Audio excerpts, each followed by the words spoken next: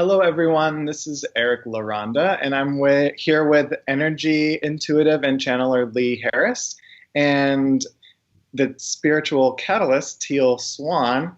And we're here to just talk about 2016 and all the themes that we've been experiencing this year and what we can expect leading into 2017, along with many other fun topics. So let's just jump right in, and let's start with Teal. Teal, what are some of the themes that you've been sort of recognizing this year, some of the struggles, and how we're sort of tying up loose ends with that as we lead into next year? Okay, so the primary theme of this last year in 2016 was all about purification. That's the cleansing. So pretend that you have to move out of your house. There comes a phase where you have to decide what you're getting rid of, decide what you're keeping, figure out how to organize it, figure out how to clean up what's left behind. And we're doing that universally, all of us, on a mental, physical, and an emotional level. Right. That can be a process which is both exciting and also terrifying. Mm-hmm. And what we find also is that we become really aware of our attachments. Attachments are anything we identify with. So if we're identified with something and the universe is calling us to purify or cleanse ourselves of that thing, we end up feeling pain. So the majority of what we've been struggling with this year has been about those attachments, how to let go of the ones that no longer serve us, how to decide what no longer serves us.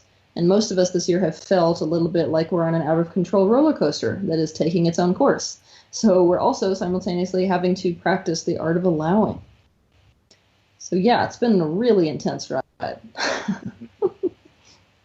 What do you think, Lee? It's funny, it makes me think back to 2011, 2012, and there was that very strong window of time that everybody was focused on. And it feels like in a strange way, this year is the year that finally hit. It's not that those energies hadn't been starting, and I think they were starting 5 or 6 years earlier anyway, but it's like now we're in it. And so to add to what you were saying, the other thing that I've really noticed happening is a rising of fire for people. So people really getting in touch with their own fire or being triggered by the fires that are going on outside them, the fire that's going on in the world politically, in governmental structure, but also just on a very personal level, having very fiery both conflict experiences with other people, but also resolutions. So it's been that strange experience of seeing people separate from loved ones and come back to loved ones or come back to a place of peace in themselves around some of their more combative experiences through their growth. And to me, that fits with what you're saying and seems very preparatory for the next few years. Yeah. Yeah. Lots going on. So for people that are still struggling with letting go, like what are some practices like that they can, implement into their daily life that could sort of work towards becoming more free of those attachments? Can I start? Yes, please. Okay, one thing that I noticed with people who are struggling to let go is that they don't really have a strong, firm hold on what they want yet. And one thing about purification is that we're supposed to be purifying or whittling down to what we really, really want, where our heart really is. And so it can be very, very difficult for people to let go of one cliff. If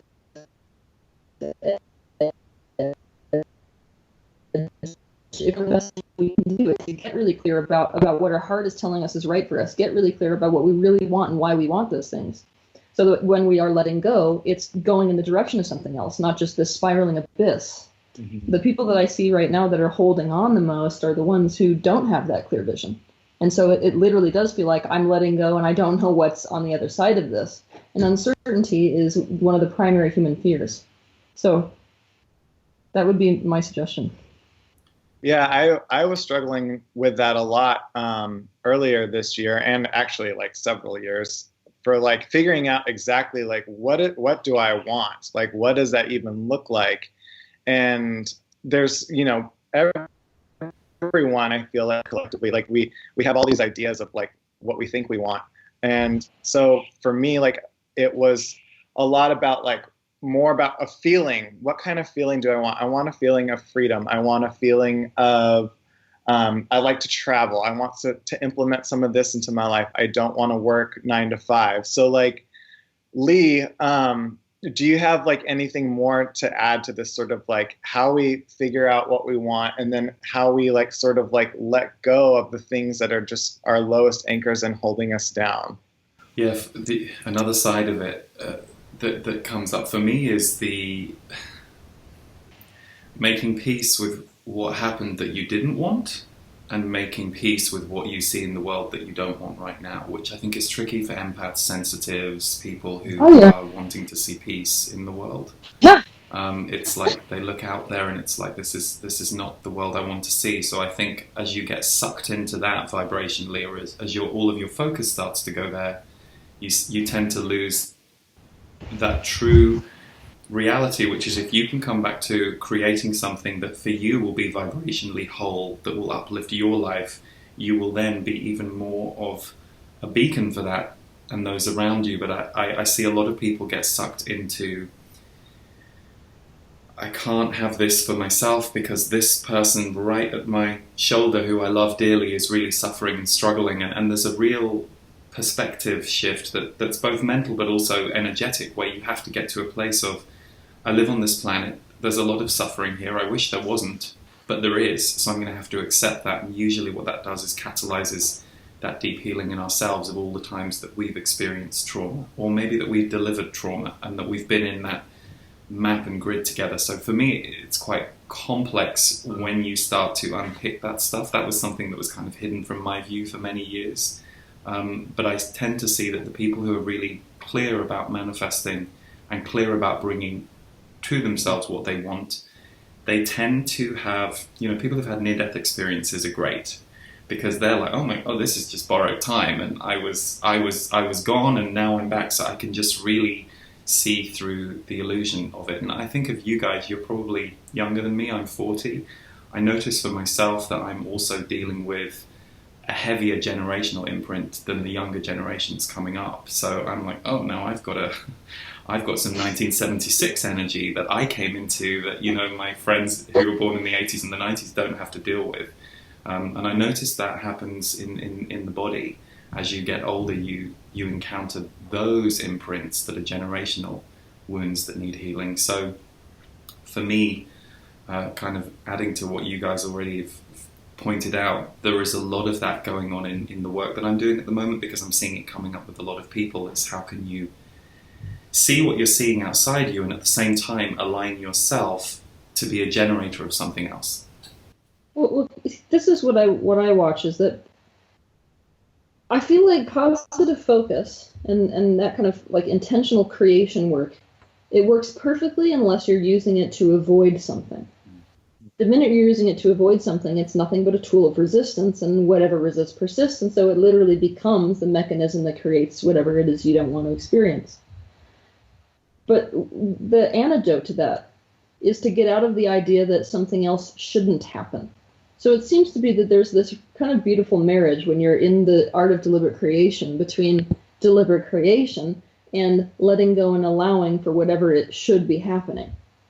Because if we lock our mind into, because I'm thinking of it, this should happen and nothing else should happen, then we get into the shouldn't. And this is one of the attachments. If I have an attachment to the way that this world should look like right now, the way politics should look right now, I'm going to be suffering. Because the reality is, it doesn't.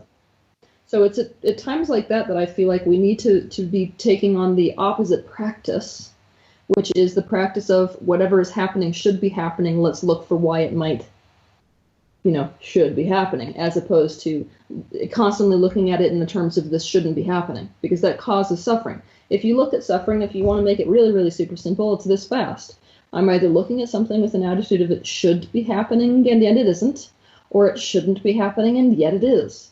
So it's those types of thoughts we really need to encounter, especially for light worker people, these people on the planet who have a heightened consciousness, because we want to believe, wanting to avoid war, right? That whenever we put our mind into the new earth and this like new groovy awesome stuff that's happening, that none of this conflict's going to occur.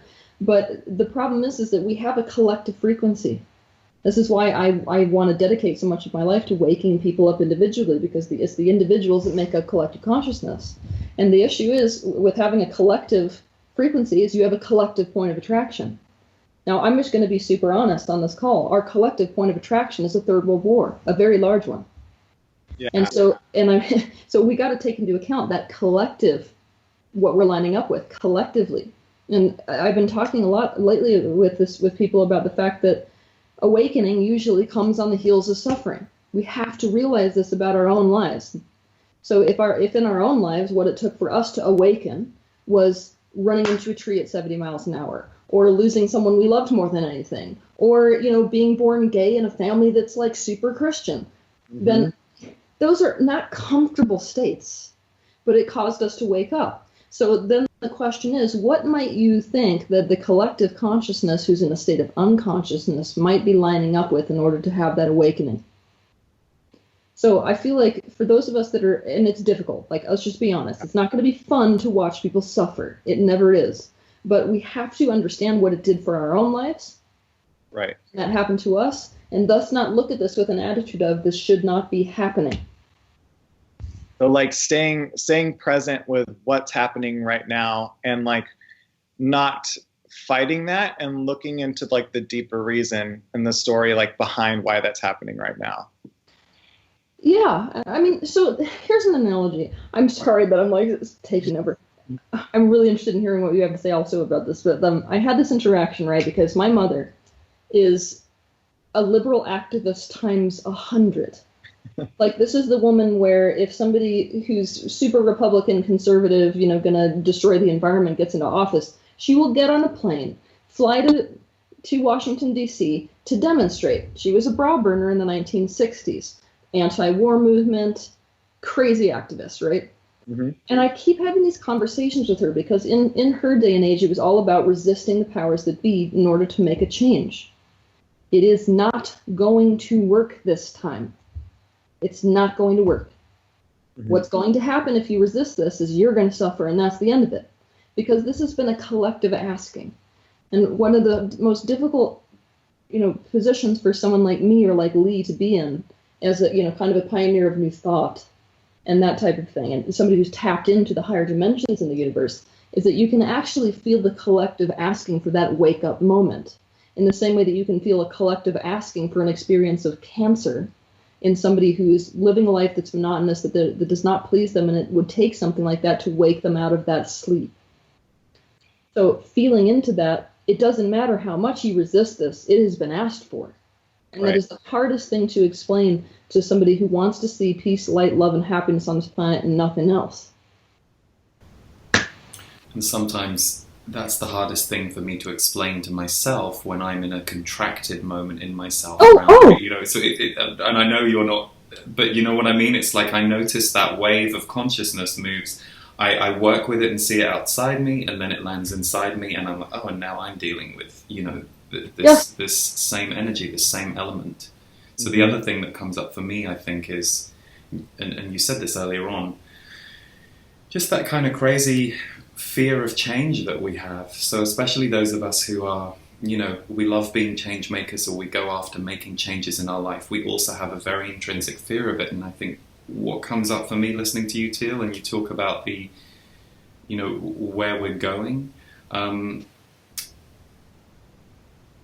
we're going to die to ourselves a million times as we go through this process, because we're going to be reborn because of these other circumstances. And I think that taps into a very intrinsic, not just identity fear, but aura fear that we can have as well. So it is very complex.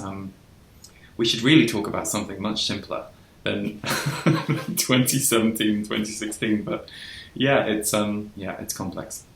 Well, I think one of the things that we can do is to honestly stop making it, like a perfectionistic game in terms of our spiritual practice. I feel like this is part of the issue, is our attachment to being transcendent, even in and of itself. Like, I think it's really powerful when people like you or like me step up here and publicly say, look, half the time when I read these, the headlines in the news, I'm not like, oh, this is wonderful. Even though that's the ultimate truth, I'm like running through the house, across the balcony, looking over at my intentional community, being like, I give up, you guys.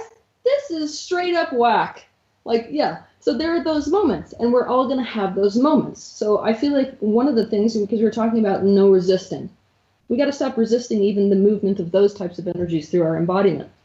Because you're going to have those lower dimensional sort of reactivity thoughts. You're going to be attached. You have an ego, regardless of whether you'd like to think you don't, you do.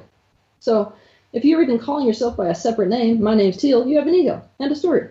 And I don't even think the ego is a negative thing. I think it's a positive thing, provided that you learn how to work with it. But obviously, if you're holding yourself to the expectation of feeling super good about watching people get blown to bits in the world, over in another country, or even in your own country, like, you're going to fail. So basically, it's about allowing yourself to have the reactivity, but it's about what you do with the reactivity, right? How do I meet this reactivity? How do I come to terms with it? How do I work with that energy? How do I use it to become more conscious myself? Exactly. So with the fear and sort of uncertainty that a lot of people are feeling, and with next year kind of being more of a year of like actualization, like if we're caught in this sort of like spiral of fear, would you say, Lee, that like that's something that we're going to be manifesting in our life? Or like how can we like let go of that in terms of like what our purpose is, and focus less on the fear? Just did an energy update video for December, and in it, one of the things that came through was that certain people are still very much on the floor. They were going there before the election result anyway, but the election result really just walloped them onto the floor. And my advice was, if you're on the floor, do every single thing you can to get off the floor. Whether that means working weekly with a therapist or working weekly with a healer, just everything that you can to not stay in that state as long as you have been in and you're going to be. And it's not to say deny the stuff that comes up. I've been down the hole many times in my life, and sometimes for several months at a time. But you're going to have to get yourself back out, because what's happened for a lot of people is a trauma reaction that comes from deep, either inside their own existing life or has come across time, especially those people who are very dimensionally active. 3D reality is not their reality. There is a trauma point that this election focused, and I say the US election, but it's the US election was a focal point of a worldwide energy that's been brewing. So to be really clear about it, the people who have hit the floor, this is a time, going back to what you said about purification, that they've been pushed into that place. So now the important thing is getting support. I'm a huge proponent of, especially if you have wounds around people, if it's people who are your abuser or the person who hurt you, go and work with people who can help reverse the process, because 50% of the healing is going to be rebuilding trust with a human. Totally. Where your trust wound exists. So that was one of that would be the first thing I would do if you're in the fear spiral. I think it's one of the worst things we can do, especially, and this comes up a lot for spiritually minded people, is you're in fear, you're in a bad place, and you bring in self-judgment and go, oh my God, I'm in a bad place, so I'm just going to manifest everything bad, which is just continuing the whole thing. So for me, learning what's your self-judgment is really helpful. Like, I've had to learn what my judgment triggers are toward myself. And now if they come up, I know to have another conversation. I have a parent inside me that will counsel against that judgmental voice, that I now know enough about them. I'm like, okay, here's a shade of that again. It's smaller than it's ever been, but it will come up. So I think for people to get themselves out of that state, first and foremost, because conversely, a lot of people are going to be kind of flying high within themselves and within their lives in the coming 1-2 years. And I say that with some trepidation, because I'm very aware that there will be a lot going on in the world that people will not like and won't be enjoying experiencing or seeing. But within that, there are going to be a whole bunch of people listening to this kind of conversation who are going to be more on purpose, more alive, and more focused in a way that will feel very whole to them, more so than ever before. So it's that strange juxtaposition. Well, it's actually quite easy to understand that juxtaposition, I feel like, because if you think about a character like Mother Teresa, the average person, if they were like stuck in a place where people are dying of diseases and dropped on the corner when nobody could take care of them, and they've got like deformities and they're completely impoverished, most people would be like, this is a living hell. I don't want to be here. But somebody like Mother Teresa, who comes in with a purpose for that specifically, is actually going to feel better there than she is if you took her into a Manhattan apartment where everything was provided for her. That's how purpose works. So one thing we have to remind ourselves is if we have lined up with this type of thing happening within the world and this type of conflict, then chances of you coming in with a purpose that's perfectly in alignment with that is about 100%. So if that's the case, then obviously a lot of the stuff that's going to go down, you're going to feel more in your purpose even while that is occurring. And so it's not going to be just being drug into a horrible conflict that you wanted nothing to do with against your will. But collectively, part of this, I'm not even going to say part, the majority of the fear that we are seeing mirrored on a collective is actually our feelings of complete powerlessness. Right. So, I mean, the world right now is mirroring that fear 100%, mirroring that feeling. Mm-hmm. But one thing that I want to help people with is that we have a misunderstanding about how law of attraction works relative to fear itself. We have been told over and over again by people who have a misunderstanding about the way vibration works, that if you focus on something you're afraid of, you're creating that thing. That is not how it works vibrationally. A lot of the things people are worrying about are in a vibrational field that is actually far below where fear is. And so if you're in a state of fear or worry, all you do is manifest more things to be afraid of and more things to worry about. You're not like necessarily going to manifest losing the best person you've ever been around in your life because you're worried about that. Right. You'll manifest more worry. So that even knowing that will help some people when they're in a state of fear to not resist the fear, because the worst thing you can ever do for fear is to resist the fear. That goes for pretty much all emotions. But when you're in that state of fear, you don't need to be terrified about the fact that you're creating that thing you're terrified about.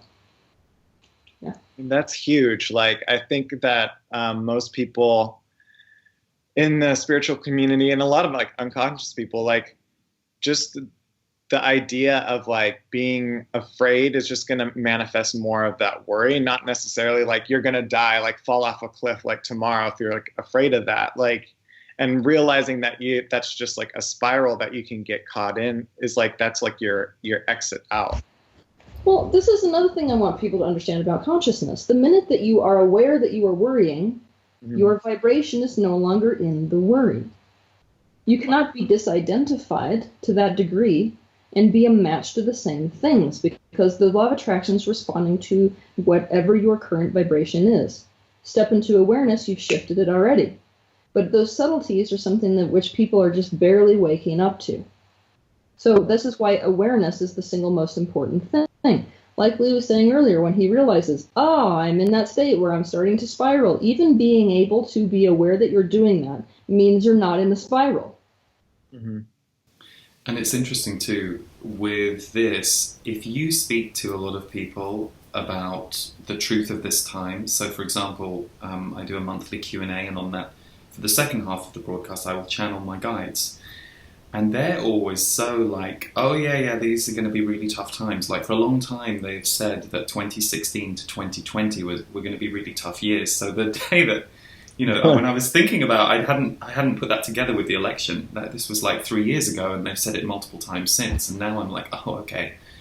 But whenever, if you get to most of us who are soul-led people, we hear that, and a big part of us goes, oh yeah, okay, and kind of relaxes. So we have this split. It's like there's the part of us that's soul-led that understands what we signed up for, and then there's the human part of us that's taking off the layers in parallel to what's going on the planet. So it is an interesting juxtaposition.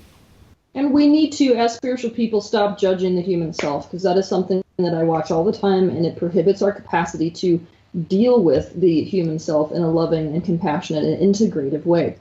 Because for thousands of years, and this is what really has to change, for thousands of years the attitude has been, our goal as spiritual people is to become spiritual and divorce ourselves from what is human. Hell no. We need to integrate. And so we can't be saying, that aspect of us that's just got a lower frequency. That attitude, that separation, is so judgmental that basically our human self, which is, let's just call it the disguise for our higher self, is basically saying, oh, thanks for judging me and loving me. Like, that's wonderful. It made me feel 10 times worse. So I feel like we have to start to see the divinity in our human embodiment, in our human reactions, in our fear, in our worry, in our fears, feelings of powerlessness. We've got to start to not just respect that, but actually embrace it instead of divorce ourselves from it. Because anything you try to push away is just going to get 10 times worse. So what I would love to see personally for people who are going through this transition is to stop having such a horrifically judgmental, like negative attitude towards the aspect of you that's scared of this crap. Yeah, because as humans and as, souls, we've come into this life like right here, right now for a reason, for a purpose. Like we're supposed to be here in our body. And like a lot of people in the spiritual community are like constantly focusing on, the positive and then getting like to this state of like bliss that's like kind of separate from like humanity. And it's like, but that's not like why we're born into the situation that we're born in. That's not why we're having like this experience that we're experiencing now. Like we're supposed to be in our bodies and like doing the work that we're doing. So, so Lee, like, how would you say like people can be more in their bodies at this time? Because like sometimes I feel like fear is like a distraction from like your own life or, a lot of the things that are going on. Yeah, like did you ever have a period, Lee, where you were like, I'm just going to distract myself from the pain that I'm in or whatever? Welcome to my teenage years. And then my 20s was spent excavating. Yeah, I did the whole lot. I did bulimia. I was 60 pounds overweight at the age of 16. Oh yeah, I know all about it. So how did you come back to your body? Like how did you commit to this life? I feel like I was shocked awake in a strange way. And I had support. I had a couple of people around me. I had a couple of people around me who recognized something in me that was intuitive, and they started to speak to me about certain things that were new to me. But I also went to a more balanced place. So literally for me, I moved from an all-boys secondary school that was very science and maths and academic focused to a mixed college at the age of 16 that was far more creative. It was men and women. And I also started to come to terms with being gay. So I think those were the big things that were kind of how I was imploding on myself. All of the parts of me that I thought weren't allowed to be, I started to turn deep down on myself. And then at that age, I started to bring all of those parts back out and kind of slowly but surely bring them back to life. So if you were to like teach somebody how, I realize that in one interview, this is always the struggle, being like, oh, let's sum up an entire course of teaching in 10 seconds. But, yeah. What would you tell somebody practically from where they are to start doing that? First thing I would say is be really patient, because a million times you're going to want to be at the end result because of the pain. And it will not happen that way. You will have some epiphany moments, like Eric was saying. You'll have some bliss moments, but like any moment, it's going to move, it's going to pass, and it's going to become something else. What I would say, again, like you say, it's tricky because without the individual, but as a theme, I would say get support, speak your truth, look at what you're swallowing and start bringing it out into the world. So, for example, speaking your truth is a huge one. So many people are trapped in a hell inside themselves, and they have no idea that so is everyone else. And that if everyone, every morning, were just to sit down and say, here's the 3 things I feel great about today, and here's the 3 things that I'm really struggling with, by the end of that, everyone would be like, oh my God, everybody. It would just completely neutralize a lot of the perceptions and inner prisons. So for me, it would be how to get people to step out into their life.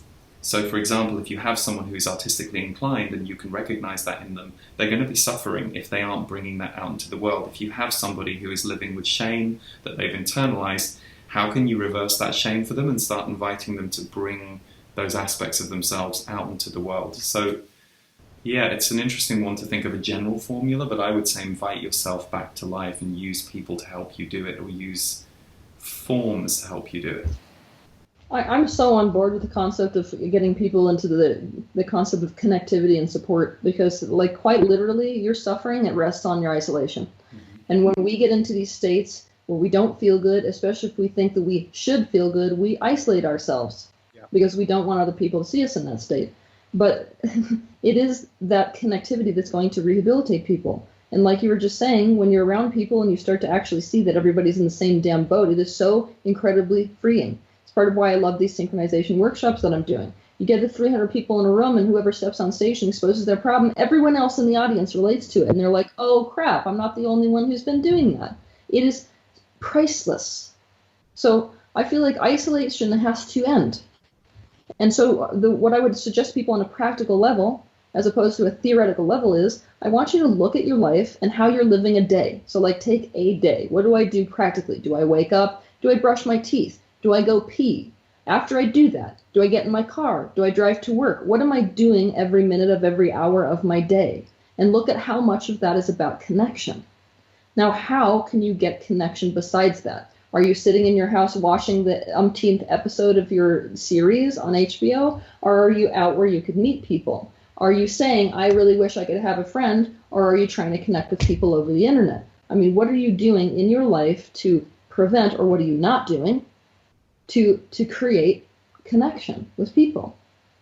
And this kind of brings it back around too to the whole idea of like purging, like, because if you're writing down like every step that you're doing during the day, during your week, and like you can see on paper like, oh, I'm spending a lot of time doing this, where I can maybe let go of that and like focus on maybe going to Starbucks and like mingling with people there, or like joining an art class, or whatever it is. Okay, so 22 years old was the first time I ever did this, where I made myself do it, where I took every single 5 minutes, I would say what I was doing for that 5 minutes. And what I realized is that I was doing about 12 times the worrying than I was doing the actual thing I was worried about. Mm-hmm. And I was like, okay, this is a reality check about where my focus is going, about what I'm actually doing versus what my mind thinks I'm doing. Because when let's say you're stressing about the fact that you have to clean the dishes. Cleaning the dishes takes 15 minutes, but if I've stressed about cleaning the dishes for 2 hours, I've now done the dishes for 2 hours and 15 minutes, you see. So the people who have a real good like handle on using their time in alignment with their, let's say, true expressions are the people who are literally doing exactly what they feel great doing throughout the entire day. That's how their day is organized. And when they do, like what we were just suggesting, when they look at their day and they say, wow, look at how much time I'm spending doing that thing that doesn't fulfill me, they make a change to it. They don't keep doing it. And it's like, we love to make living a life that feels good so damn hard. And it really isn't that hard. I mean, it's not that hard. One of the things that comes up a lot with people who isolate or who stay in the house that I've often suggested to them is just go and walk down your street for 5 minutes. And usually the problem with that is there is an emotion or a feeling that they've got so used to and attached to that they don't want to leave the house. So if you can just agree to change for 5 minutes, then you meet or move through whatever the resistance is that's holding you in that place.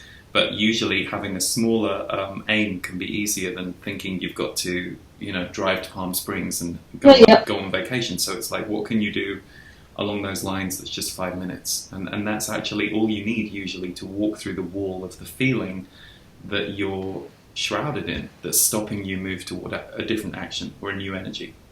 I cannot tell you how much I love what you just said.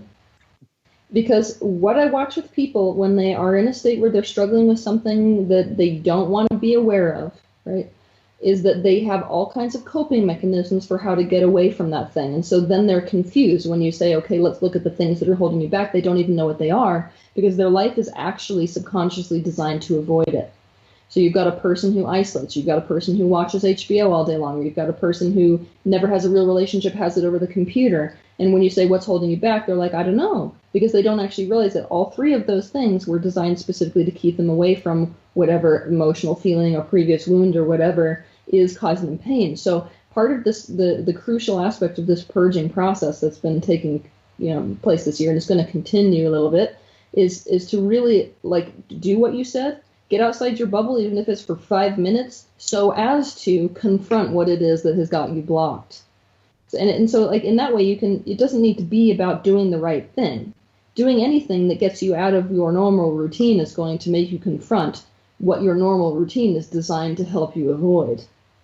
So it's genius. And that's where roller coasters, sorry, Eric, that's where roller coasters are so useful, the actual roller coaster. Because if you think about the experience you have before you go on a roller coaster, maybe not you, Teal, is you're like, oh, I don't know if I want to do this, and then you go on it, and you go, and you're through it, and then you come out and your energy is completely changed. So in a weird way, it's like, can you apply the roller coaster analogy to the everyday moment in your life that you don't see in the same way, but is exactly the same energy pattern? It's like contraction before expansion.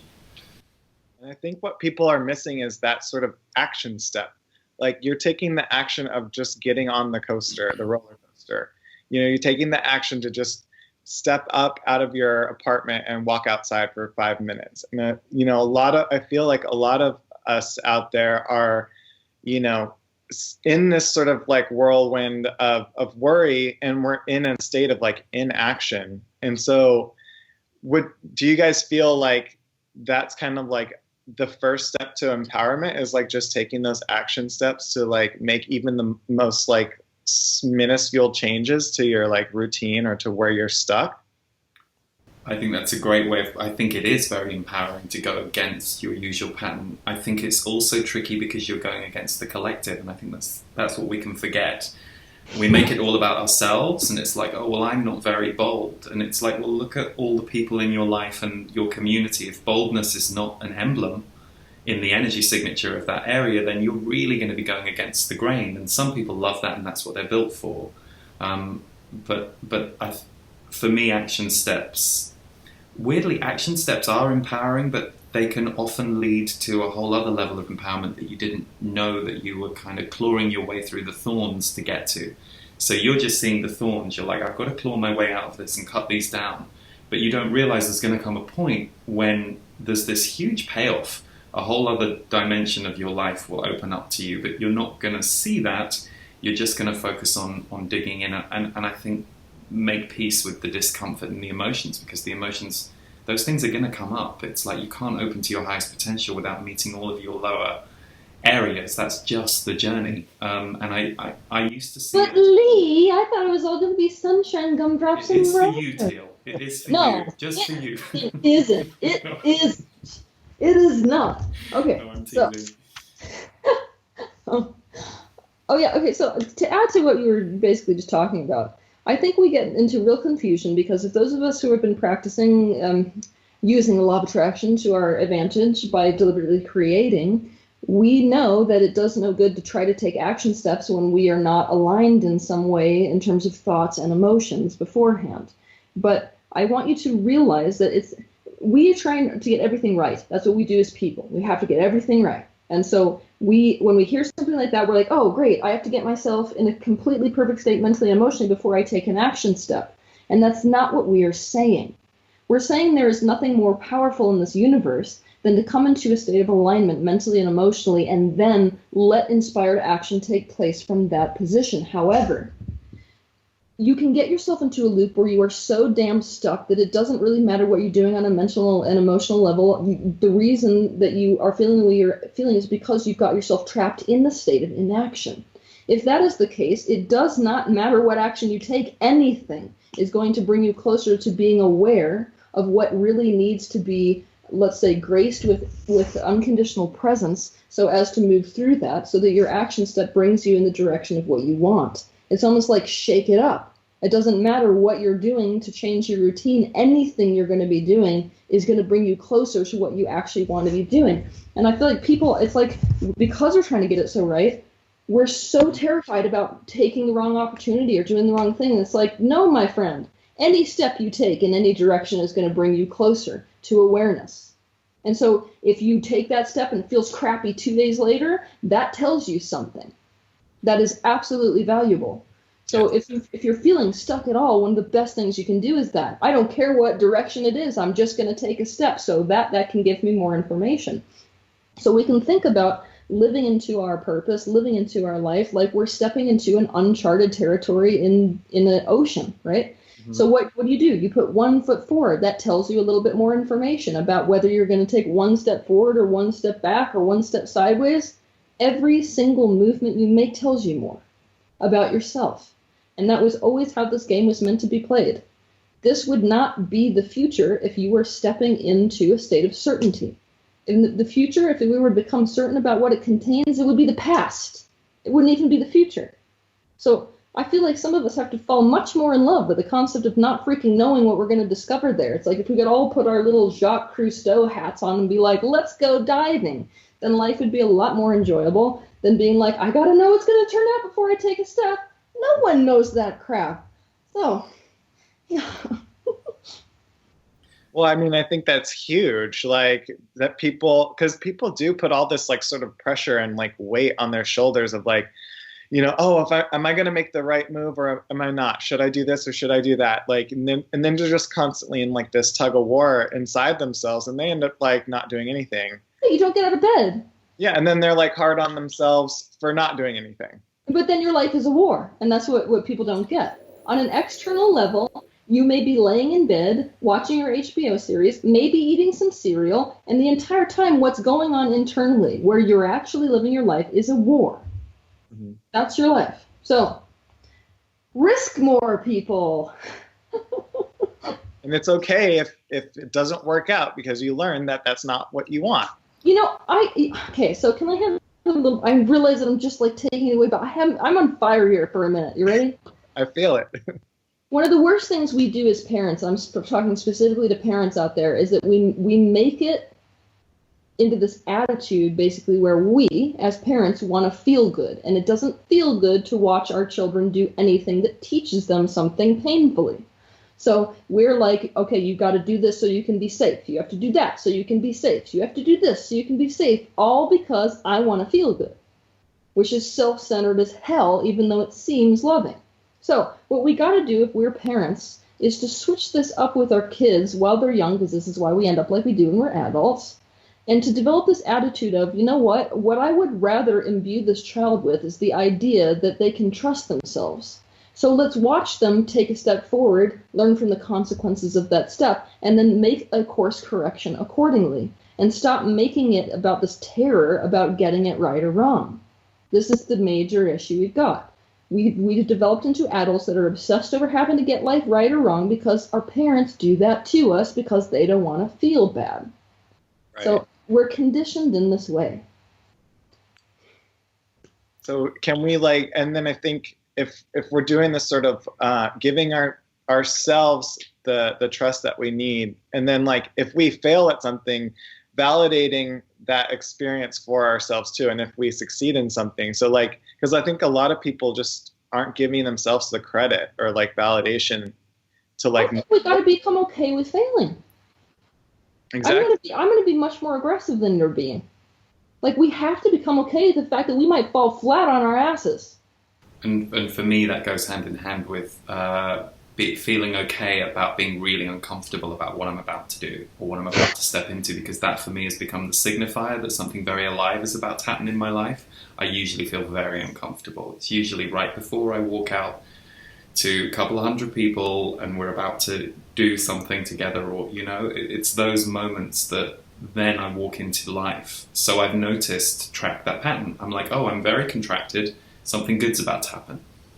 Me? Yes. Hi. So I have another question for you. You ready for this? Because I feel like you can, with this next question, I feel like I'm tapping into an issue that most people have. And it's in alignment with what you just said. So on the one hand, they learn, follow your emotional guidance system. And the emotional guidance system is always going to tell you what direction you should go and should always feel good. So now you've just wound them up on themselves, and now they're confused because you've said, wait, the best things in my life come on the heels of being uncomfortable. Follow what's uncomfortable. So can you I want you to make it clear for people. Okay, perfect. And firstly, what I will say is if my own journey through personal development and then being a teacher in that world and spirituality has taught me anything, is that there is one rule does not apply. So it's you're going to try on a rule for 3 months and it will take you from A to F, and then you're going to have to abandon that rule and go somewhere else. And so that's just my first kind of thing. It really depends on the individual and where they're at and what they need. I learned that I would have a response in myself where I would become contracted right before something expansive and energy changing was about to happen to me. So as I said, that can happen before a live event with people. It could happen on a really good first date with somebody that I didn't know I was about to have a relationship with. So just many examples. So there was a difference for me between discomfort and terror. So if I was absolutely terrified, I did not have to jump out of the plane. I could say, no, it's fine, let everyone else jump, I'm just going to go back down to the ground in the plane. But if I was just uncomfortable, I started to track there was a level of discomfort that would be a bodily response in me before I expanded. So you start to go, okay, I just have to keep walking forward. I'm not going to cancel this, I'm not going to walk away. I'm going to keep walking forward, and I know that this will turn, and my trust comes from tracking it as a pattern of mine and having the experience break through every time, but it was always walking into the unknown, and it still comes up. Okay, I'm adding something. Mm-hmm. In general, I would rather people adhere to the concept that they should follow their emotional guidance system no matter what it says, because it can keep you out of some seriously deep trouble, especially women who have been abused, when their internal guidance system says hell no, and they go, maybe that's just me resisting. Dangerous, dangerous. So, straight rule of thumb, if you're in doubt, probably play it safe. However, when we get into these teachings, which are highly simplified, things like, okay, always follow your emotional guidance system. If you're ever feeling negative, it's not the right path for you. It's not that simple, because you are not one embodiment, right? So we like to see ourselves, because we call ourselves by one name, as one being, but we are in fact many, many selves, right? And we become fragmented like that through the process of socialization. And that is when our emotional wires become crossed. So from somebody who sees the world like I do as an extrasensory, what's very interesting is that if you were to leave a baby on their own, they would follow their emotional guidance system, and they wouldn't even feel discomfort in the situations that Lee is talking about. When that starts to happen is when we have our first experience where we do something, we follow our internal guidance system, and we are taught essentially that what we did was wrong. Not for us, for someone else. And because of that, they made our lives hard. And so we start to be taught in the process of socialization that what we think is good is bad, and what we think is bad is good.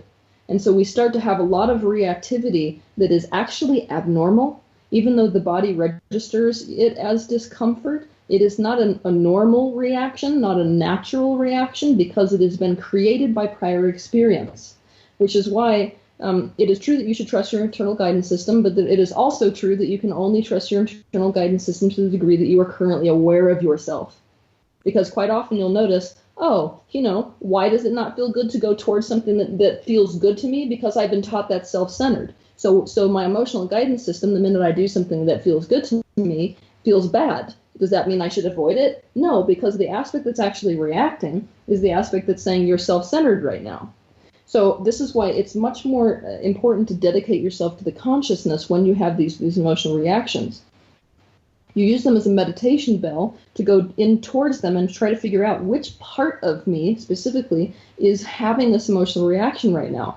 And when you start to explore that consciously, it tells you a lot more about whether the aspect of you that's saying don't do this is coming from an aspect that's like, you're right, this is a real bad choice, or don't do this because there's some sort of trauma that's actually causing that reaction, when in fact it would be a very good thing for you to do. Right. That was a mouthful. So, Lee, let's kind of shift gears a little bit. As we're sort of moving into next year, what are some sort of tips or advice, or some sort of like energies that you can kind of like give to people out there as they're like still letting go and just moving into something new and fresh? The first thing that just hits me is go as gentle with yourself as you can, which I think is a great rule for life. Like, try and, if you are stressed or still just try and quiet down the amount of external stimuli. And that's definitely something that I think will really benefit people in that first month of 2017, because once we hit February, things are going to really ratchet up in quite a fast way. But what I will say specifically for the people who are watching this and that this is for is it's really like time to suit up and boot up. Like, a lot of people are going to really find a new level of purpose, and for some people it's going to be quite a sudden leveling up of what they've been dreaming about or working on for the last year or two, and for other people it's going to be almost literal transplants. I said this to Teal before we got started today. There was something that came to me this morning, that a lot of people are literally going to be taken from where they're living and dropped somewhere they didn't think they were going to be, or pulled somewhere they didn't think they were going to be at lightning speed. People are going to be put into certain places very fast in the year of 2017 for the coming few years. So that's going to take some people by surprise, but a lot of the focus for people who are listening to this is going to be, what am I here to do? Of course, you're here to have your experience, to learn, to heal, all of that too, but a lot of the focus is going to be, what am I here to do? And some of the fears or the hesitations that people have had before are going to be melting away very quickly. So it could make for an emotionally intense first few months if you're walking towards that path. But what I will say is that there's more of a grid of support that's happening for those roles now. So you'll have people coming in from the left and the right who are supporting you, who are leading you, who are pulling you. People are connecting. So this strange experience of watching division and disconnection occur on a collective level, those people whose role it is to help others connect and to be connection agents for others, they're going to suddenly have like 10 times the support and the connection than they've ever experienced in their life, which in itself will create an inner movement and a change and a healing. But on an outer level, it will mean that a hell of a lot gets accomplished in very short spaces of time, to the point that you'll look back on a week or a month and you'll think, oh my God, a lot happened and I was part of a lot of different things, but you won't quite have time to take it in or process it in the way that 10 years ago you might have dreamt. Wouldn't it be great if that week I did this? And it just will be like, whoo. So that's what comes for me in this moment when you ask that question. I think a lot of what people don't realize, and I think what we've sort of touched on today and what you were just saying, is that like there's a lot of focus on this sort of like negative rise of the state of the world and the US specifically, but like, you know, we live in this sort of duality where, you know, there's a rise on one end, but there's still like an equivalent like rise of like positive and like, you know, really exciting changes and, you know, empowerment and these sort of like, you know, uplifting journeys. So, Teal, can you kind of like what's your sort of take on that? I mean, I have one thing to add, if I can, that just comes to me. This is something that's come through my guides for years, and I always feel the truth of it. At times when I myself have gone into those fear moments around the powers that be or the control in place, they're always saying, you have no idea what's going on behind the scenes to dismantle, disrupt, and play with all of that stuff. You're looking at it from your human perspective, seeing it. So I'm saying I absolutely agree with everything that you've just said. There's an enormous wave of light in tandem with this, and I think that's the side that many people who are watching this kind of thing will find themselves in and on and working for. But yeah, some of the fear that we can get sucked into is useful because we can be used through our fear. So if we're all manifesting a horror story because we're all trusting what it is that we're seeing through certain pieces of information, we become a part of the fear technology. So I think that's where it's really important to discern where your focus is and what you're agreeing to in the future or not, because so many things are spinning right now. There is not a set path. That's my perception, and that's what I often receive. Teal, what are your 2 cents on that? I feel like the vibrational momentum that has been going into this time period that we're entering is so incredibly intense that we have got to stop trying to slow that momentum and instead get on board. Getting on board with the momentum looks like, very practically, what do I want my life to look like? What do I want my day to look like? What do I want this society to look like? And how can I add to that, even in the tiniest of insignificant ways, today, right here and now?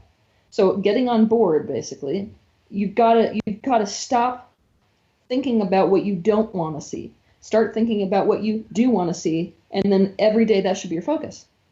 It's like, if I had my way, I don't like people being ignorant to what's going on in the world, and I really don't think it's very easy to be ignorant to what's going on in the world right now. But I want people to just, if you could just pull your attention off of it and kind of like accept that the old system is crashing, then all of the effort needs to be going into what's the new system going to look like. What I've been complaining my whole life about this, I hate the way that it has been. All right, here's your big shot. Here's your big chance. Every day, it should be, what do you want to build instead? And so the people who are going to be doing the best during this next year and the years following that are the ones who are going to really step up, like you said, put their boots on and start suiting up and be like, all right, let's do it then. Let's build this crap. I've been complaining about the single family household, so I'm going to join a community. In fact, I'm going to create one. I've been complaining about where I live. I'm moving. I mean, that's the type of people who are going to really thrive here. And what's really going to be good for those people is that the amount of momentum that is going on in the universe right now, it will make that happen so damn fast that what would have taken 20 years back then is going to take like a week. So that would be my suggestion. Well, and that's exciting for people to hear too. Like, it's doable.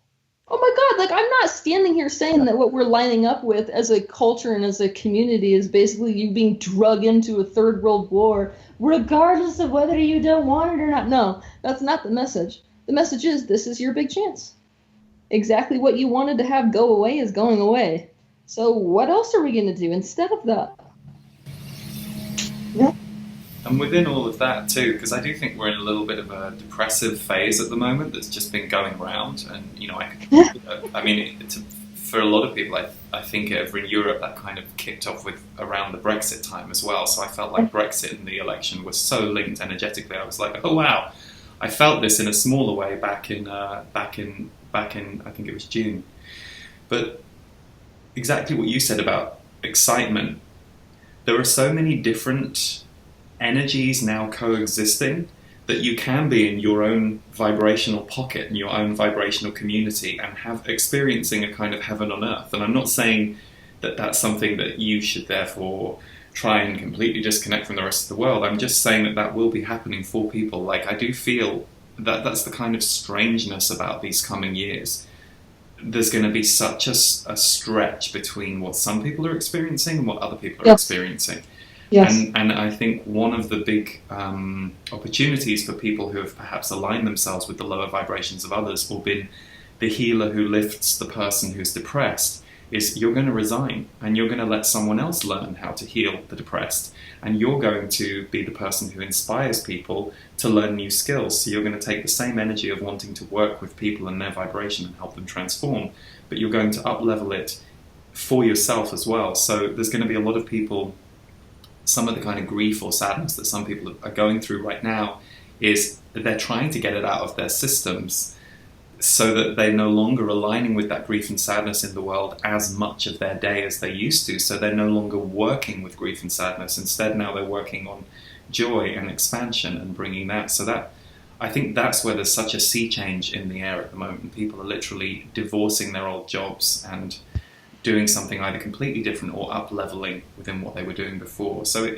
it's a very strange map to look at energetically compared to, say, 10 years ago, where things were a little more monocular in a way, or a little more linear. Now it's like this, for me anyway, it's like this map of so many diverse elements lighting up and having relationships with each other. Yeah. Oh my God, the variability in the universe right now is blowing everybody's mind. You used to be able to predict with reasonable certainty what would occur. Now it's like, my God, with people awakening, the timeline potentials are just like, it's like walking, it's like literally, it's kind of like walking into the stock market and watching the tickers. It's just like, wow. Yeah. I think something that would help people also is like by, making those conscious decisions in your life and going to those directions of like what you're passionate about, or, quit that job or this or that, like you're showing the people in your life, like your friends and family who may not be at that point yet, that like that's possible. Because I feel like a lot of people are worried, like, oh, well, what about my family? Like, what's going to happen to them? Or what about my friends? If I move away, if I move to Costa Rica, like what's going to happen to everybody else? Am I just like abandoning them? But it's like, it's like when you make that shift in yourself, like it also like kind of shifts them, right? Oh yeah, big time. I mean, there's nothing better to do for teaching other people than to do it yourself. Because even the ones who are like, oh, you're going to fail, it's going to go miserable. If you're thriving, they're going to start to question themselves. It's like planting a seed. So they're going to be like, okay, so what am I doing so as to not line up with that? And that becomes the awakening for many people. And it never does well if you come into people's lives and kind of force them into change, because then the message you've been giving them is, you're not okay. I don't approve of you. Right. You know, it should be different. And nobody likes that. The first thing they're going to do when you come up to them in that type of attitude is like, screw you, dude. Like, who the hell are you to say? So. Yes. So like planting seeds by way of just doing following your own passions and your own directive. Yeah. So, I mean, so let's say, okay, so Lee, here's a question. Let's say that you've got somebody who's like, okay, I'm feeling pulled in this direction, but it's completely like the opposite of what I'm currently doing, and it requires me quitting my job. What about like the worries, the typical worries of paying the bills and all this other stuff that I can't necessarily just stop today? What would you say to those people? It would depend on the person, but what I often do is if the money side of things is going to put an unnecessary stress on them, because I've seen people do it both ways. I've seen some people dive in and it has worked for them, but I've also seen people dive in too early. I've seen people just give themselves, I'm just going to change my whole life, and then they're, totally stressed and distracted from creating that change and continuing that change. So it would really depend on the person, but what I tend to do when people present me with that thing is I kind of just do a few checks with them on their body. I'm like, well, how does your body feel? Let's walk into that reality. Imagine for a second you're in that reality, and how does your body feel? And if their body feels kind of lit up and expanded, and they're generally, they can give me some clear indicators of where they're going to be. It's like, okay, well, great. Well, it's saying it's the way to go. Now, what are the fears that come up? Let's look at those to try and save you some time as you're going to have to go through some of those things. Other times, if people go the other way and they're like, I'm not sure, then I tell them to wait, because I also feel that there are ways that you can create change in a 50% way that gets you used to it. You have an easier time of going through and transmuting some of the emotions you need to leave behind.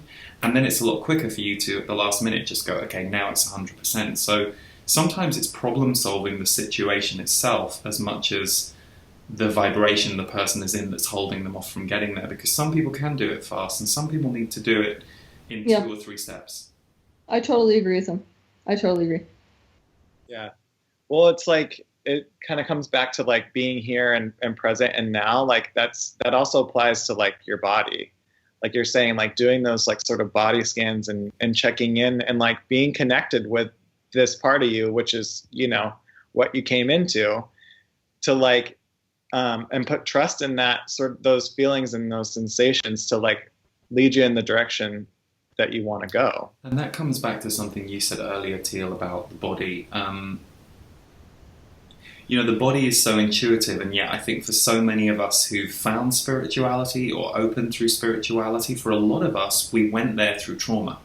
So we went there through trauma, which was making us leave our body. And then slowly you have to learn to come back into your body. And there comes a point when, all of this will go, okay, now back down you go. You can't keep seeing more up here until you go back down in there and deal with this. So I often feel, and I see this a lot with the people that I've worked with, that if they aren't already body activated, if they aren't already somebody who has found a joy or a presence through moving their body, it's usually just that one area. If they're so afraid of exercise, or they're so afraid of moving their body, to go and do something simple, like, for example, Qigong. You and I were talking about that earlier today. Qigong is a great way of moving your body that's non-aggressive, that's very aligned with energetics. If you could make that change for yourself in 2017, it's going to completely round your ability to be a soul-led person, because you'll have more trust of your body, and you'll be able to have more room inside your body to help you navigate the world. And I think that's a big piece for a lot of spiritual people that I still see going on out there, even with the rise of, yoga's popularity and certain methodologies. Well, I mean, there's so many conflicting messages in spirituality. It's almost like there's something non-spiritual about sex, which is part of the body. There's something non-spiritual about needing food, which is part of the body. Basically, that's the thing. We've made the body an enemy. We've made the body a barrier instead of our entry to spiritual practice. And I mean, all of us who are teachers have our various concerns about being disembodied for different reasons. My main concern as an emotional expert is, where do you think they exist? If we're talking about your emotions being your guidance system, where the hell did those exist? They exist as sensations within the body. So if you're disembodied, you can't even freaking feel them. So yeah, get into the body. 2017. 2017 boot camp. This is wonderful. So Lee, where do people? Do we want to? Do either of us have anything we want to leave people with, or do we think that we've covered our talk for today? I would love to say one thing, which is there is, to go back to this wave of people that were really talking to me this morning before we came onto this video, this idea that a whole bunch of you watching this video are going to bring your presence, your voice, your skills to the world. If you're a healer or a thought leader or somebody who wants to go out there and make people's lives different, whether it's through teaching them about nutrition or anything, I would honestly say just do it. Number one, you're in such a good position. Like, to do this now in 2016, 2017, I started in 2004. It's so much easier. There are so many more people doing it. There are so many tools that you can use that will make it easier. But if I had to say one thing to convince you to do it if you were hesitant about it, is your life will become so much richer as a result. And anything that you're fearing is just more connection. You'll basically become more connected to the world, more connected to your purpose, and more connected to people, not just the people who might receive what it is you're doing through work, but as a knock-on effect, you'll be able to connect more in your personal life than you've ever been able to. So you're needed, is what I would like to say, and we need many different voices. And we need it told to us a million different ways with a million different tones. So you will go through some stuff where you'll go, well, Teal's doing it, so why should I? Or Eric's doing it, so why am I needed? Because we all are, and because we all need it a million different ways and a million different times. So that's what I would say to you. And I would also say that, doing what I've done, I've gone through many times where I didn't want to do it, was afraid, all of that stuff. That will all be there, but the question is, do you let that stop you, or do you recognize that's part of the journey that you're going to go through personally as you walk toward it? So, Teal, what would you like to leave with the viewers today? Okay, right now in life, you are standing on the train platform and you are watching the train. You're not sure if you want to get on the train, but the reality is you're going to be drung along with it if you don't get onto it. So get on, like right now. That would be my message. Like literally, just get on. The momentum is not going to stop, and it's not going to slow for one person on earth. It's a lot more comfortable when you're going with the current instead of against it. So whatever that means to you, get on board. I love it. So Lee, where do people find you, Lee, if they want to find you? I'm at leeharrisenergy.com. I'm on Facebook, Lee Harris, and I create, usually about every 3 or 4 weeks, I create energy update videos which just speak about what's going on and how to best deal with the energies that are going on. It's also available now as an iTunes podcast, and I have an online members community where I do a monthly live Q&A. There is a monthly MP3 on a different topic, and all of that jazz. It can all be found at my website. Do you have any upcoming events, Lee? Yes, I do. I'm in London for London Alternatives on January the 3rd, and I have an Energy Mastery Retreat in Berlin, which as of today I think only has 2 or 3 places left, but it's that's happening January the 6th to the 8th, and then I'll be announcing events next year for 2017. Wonderful. And Goody. where can we find you, and what's going on in your life? What's your next gig? You're asking me now? Okay. Yeah.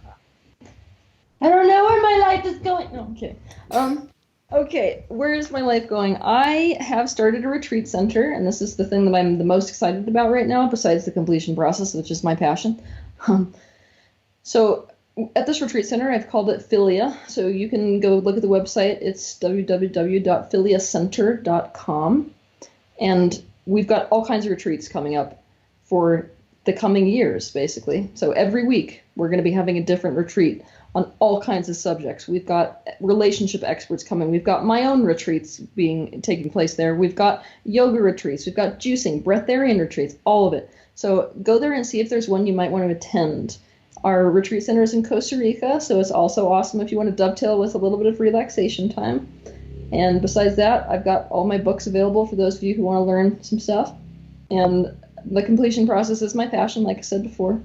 This is this process that helps you overcome previous trauma. So in alignment with this theme of purification so that you can get on board, that process is absolutely awesome. You can figure it out by reading my book because I go into detail about exactly how to do it.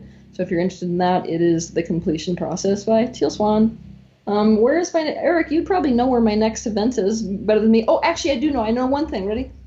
It's February, right? Last weekend of February, I am in New York. And I'm doing basically co-hosting a little bit of a workshop with Gabriel Bernstein and with Laura Berman at the Kripalu Institute. And then the next weekend I have a synchronization workshop for New York City. Woo! Yep. And I don't know where I'm going after that. Yeah, well, that's all they need to know for now, I suppose. Okay. Well, I just want to say thank you so much to Lee and Teal, and I think we just brought so much information to people that are really going to help them in these next coming years and months. And I hope you guys have a wonderful holiday and a very happy new year. Can I just say, for those of you watching, Eric did not know he was moderating this video about 30 minutes before he was moderating this video because our other moderator had a family emergency come up. So Eric, amazing. Well done. Thank you so much. Just jump right in. I had a blast, and you guys are wonderful, and I love you. So, thank you. Thank you. Okay, love you guys. We can do another in the future. I would like that. Awesome. Yes. That'd be great. Okay, take care. Take care. Bye.